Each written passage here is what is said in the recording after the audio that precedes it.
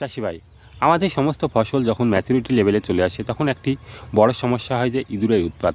এই ইঁদুরকে তাড়ানো দুষ্কর হয়ে পড়ে। তো ইঁদুরকে যদি আমরা সঠিকভাবে নিয়ন্ত্রণ করতে এই সময় না পারি তাহলে কী হবে, ফসলটা অর্ধেকটা নষ্ট করে দেবে এই ইঁদুর। তাই এই ইঁদুরকে তাড়ানোর জন্য আমরা বিনা পয়সায় কতগুলি পদ্ধতি ব্যবহার করতে পারি, যে পদ্ধতিগুলি ব্যবহার করলে আপনারা এই ইঁদুরকে সহজেই তাড়াতে পারবেন। এই বিনা পয়সায় আমি এখানে 4টি পদ্ধতি বলবো, যেগুলো আপনারা ব্যবহার করলে আপনার ইঁদুরকে জমি থেকে তাড়াতে পারবেন।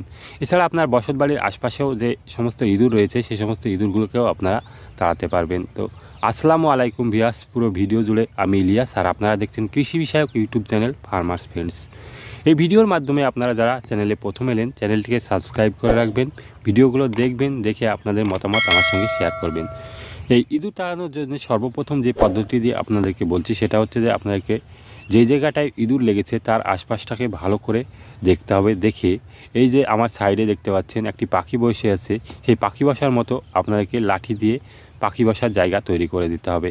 এখানে 3টি লাঠি ব্যবহার করা হয়েছে। 3টি লাঠিকে দেখুন দুটোকে পুঁতে দেওয়া হয়েছে আর মাঝে একটা টাঙিয়ে দেওয়া হয়েছে ডাবের মতো করে।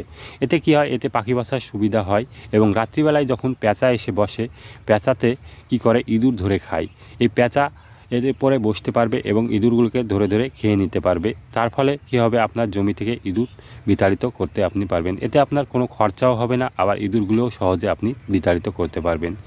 দ্বিতীয় পদ্ধতি আমি যেটা বলছি সেটা হচ্ছে কি, আপনারা দেখবেন জঙ্গলে শুয়ে সিম বলে এক ধরনের সিম পাওয়া যায়। আমার সাইডে ভিডিওটি দেখতে পাচ্ছেন।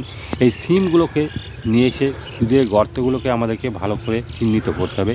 গর্তের মুখে মুখে যদি আমরা এই শুয়ে সিমগুলো দিয়ে দিই তাহলে কি হবে, এই শুয়ে সিমে এমনই একটি ভুল রয়েছে যার ফলে যা গায়ে আমাদের মানুষের হাতে যদি গায়ে থাকে তাহলে চুলকানি শুরু হয়ে যায়। এরকম ইঁদুরের গায়ে যদি থাকে তাহলে ইঁদুরের গায়েও চুলকানি শুরু হয়ে যাবে এবং চুলকানি শুরু হয়ে গেলে কি হবে, ইঁদুর সহজেই এখান থেকে পালিয়ে যেতে বাধ্য হবে। 3 নম্বরে যে পদ্ধতি সম্পর্কে আমি আপনাদেরকে বলছি সেটা হচ্ছে যে আপনারা দেখবেন আপনাদের আশেপাশে অনেক কলা গাছ রয়েছে। কলা গাছের যে ডান্টাগুলো থাকে সেই ডান্টাগুলোতে পাতাগুলোকে ছড়িয়ে ফেলে আপনারা সেই ডান্টাটা নিয়ে আসবেন। নিয়ে এসে এই যে ইঁদুরের গর্তগুলো আছে ইঁদুরের গর্তের আশেপাশে ফেলে রাখবেন। তাহলে কি হবে, রাত্রিবেলায় যখন ইঁদুর বাইরে বেরোবে তখন এইগুলোকে সাপ মনে করে ইঁদুর ভয়ে পালিয়ে যাবে।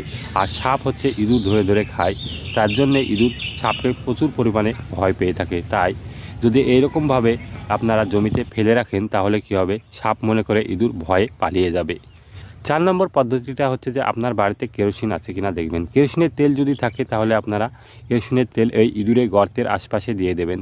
কি হয়, কেরোসিনের তেলের গন্ধ ইঁদুর সহ্য করতে পারে না, যার ফলে ইঁদুর সহজেই ওখান থেকে পালিয়ে যায়। এটা আপনারা আপনাদের বসতবাড়ির আশপাশেও করতে পারেন। যেখানে ইঁদুর লেগেছে দেখবেন সেই জায়গাগুলোতে আপনারা কেরোসিনের তেল ছিটিয়ে রাখবেন, দেখবেন ইঁদুর ভয়ে পালিয়ে যাবে সেখান থেকে।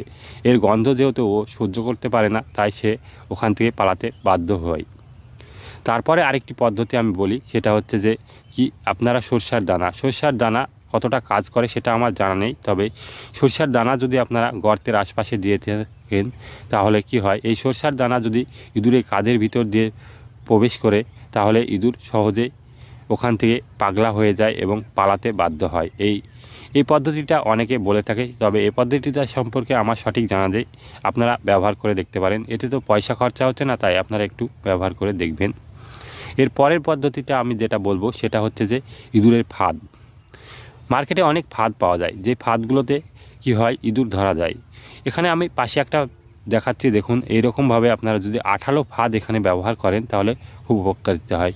এখানে 4-5টি ইঁদুর ধরা পড়েছে। এরকমভাবে যখন ইঁদুর যে রাস্তা দিয়ে চলাচল করে সেই রাস্তার মাঝে যদি আমরা এই ফাঁদগুলো ব্যবহার করে থাকি তাহলে ইঁদুর এর উপর দিয়ে যেতে গিয়ে সমস্ত আটাটা গায়ে লেগে যায়, যার ফলে ইঁদুর আর পালাতে পারে না। এইভাবে আপনারা ফাঁদ ব্যবহার করতে পারেন। আরেকটি হচ্ছে যে ইঁদুর ধরা খাঁচা। এটা হচ্ছে এমনই একটি খাঁচা যেটা হচ্ছে ভিতরে খাবার দেওয়া থাকে। খাবার দেওয়া রাখার পরে ইঁদুরের খাঁচাটাকে আমরা যেই জায়গাটায় ইঁদুর লেগেছে সেই জায়গায় রেখে দিলে ইঁদুর ওই খাবারটা খাওয়ার নেশায় চলে আসে এবং ভিতরে ধরা পড়ে যায়। অনেকটা পাখি ধরার মতো খাঁচা হয়। এরকমই রাত্রিবেলা ইঁদুর ধরার জন্য আপনারা খাঁচাও ব্যবহার করতে পারেন। এরপরে আরও 2টো পদ্ধতির কথা আমি এখানে বলছি। এই 2টো পদ্ধতি হচ্ছে রাসায়নিক পদ্ধতি। এই পদ্ধতি দুটো যদি আপনারা ব্যবহার করেন তাহলে কি হবে, ইঁদুরকে সহজে তাড়াতে পারবেন। 1 নম্বর পদ্ধতি হচ্ছে যে আপনাদের দেখবেন মার্কেটে ব্লিচিং পাউডার পাওয়া যায়। এই ব্লিচিং পাউডার আপনারা কি করবেন, নিয়ে আসবেন, নিয়ে এসে এই ব্লিচিং পাউডারটা গর্তের আশপাশে ছিটিয়ে দেবেন।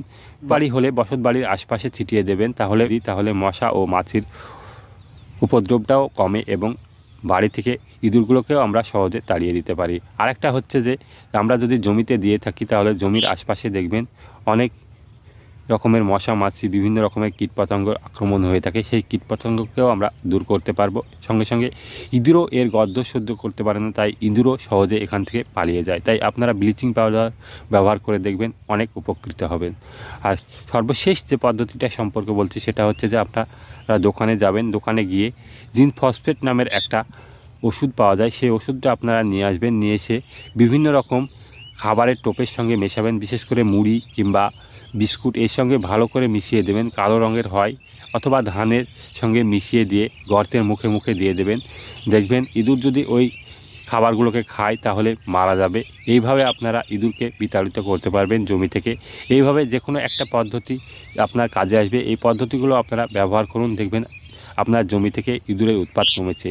এই পদ্ধতিগুলো যদি সঠিক ব্যবহার করতে পারেন কোনো না কোনো একটা কাজে লাগবেই, সেটা আপনারা মাথায় রেখে এই পদ্ধতিগুলো করুন, দেখবেন আপনার জমি থেকে ইঁদুর পালিয়ে যাবে। আর এর জন্য আপনার বেশি পয়সা খরচা করতে হচ্ছে না। লাস্টের দুটো রাসায়নিক পদ্ধতি যে দুটো হচ্ছে সেই দুটোতেই অল্প পয়সা খরচা হয়, বাকিগুলো নিয়ে আপনার সেরকম কোনো পয়সা খরচা নেই। আপনাদের শুধু খাটনি করতে হয়, একটু খাটনি করে নিয়ে এসে যদি এগুলো করেন তাহলে আপনার ফসল অনেকটাই বাঁচাতে পারবেন এই ইঁদুরের হাত থেকে। তো আজকের ভিডিওটি আমি এখানেই শেষ করছি। আবার দেখা হবে আপনাদের সঙ্গে নতুন আরেকটি ভিডিওতে। সেই পর্যন্ত আপনারা ভালো থাকুন, সুস্থ থাকুন, খোদা হাফেজ।